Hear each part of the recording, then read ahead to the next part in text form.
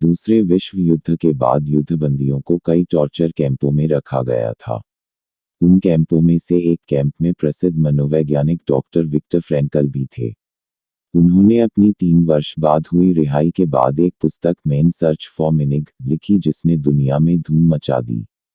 दुनिया की अनेक भाषाओं में उसके अनुवाद प्रकाशित हुए।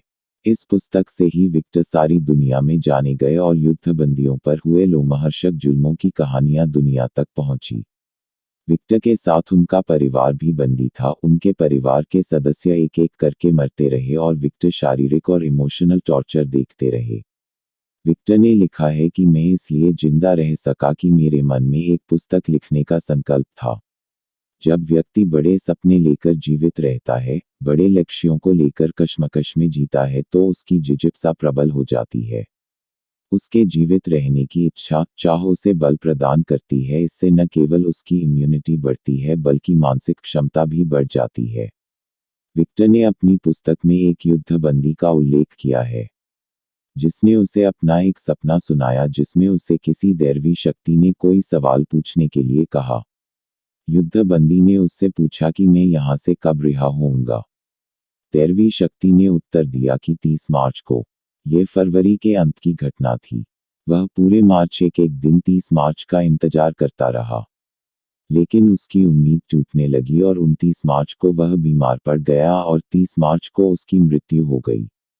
लोग तो कहते रहे कि बीमारी से उसकी मृत्यु हुई है, लेकिन विक्टर का कहना है कि उसकी मौत नाउम्मीदी से हुई।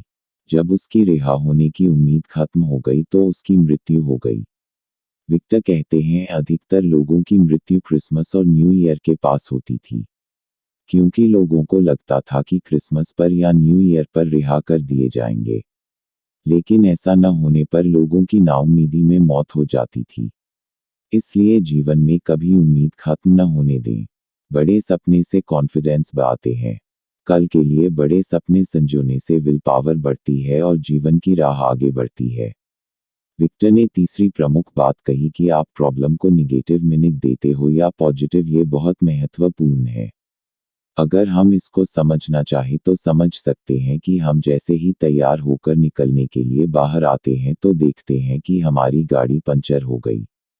इससे हमें चिड़चिड़ाहट होती है, गुस्सा आता है। पता नहीं क्यों हमारे ही काम में कोई न कोई अड़ंगा लगता है। ये निगेटिव है, लेकिन क्या हम ये भी सोच सकते हैं कि हो सकता भगवान नहीं चाहता कि हम वहां जाएं? हो सकता है इस पंचर के कारण हम किसी दुर्घटना से बच गए हों, या अगर ये पंचर चलती गाड़ी में होता तो दुर्घटना बड़ी होती। यह पॉजिटिव थॉट है। विक्टर का कहना है कि आपसे सब कुछ छीना जा सकता है लेकिन निर्णय लेने का अधिकार कोई नहीं छीन सकता। निर्णय आपको ही लेना है। परिस्थितियां आप पर हावी होती हैं या आप परिस्थितियों के निराकरण के लिए कोई बोल्ड निर्णय लेते हैं।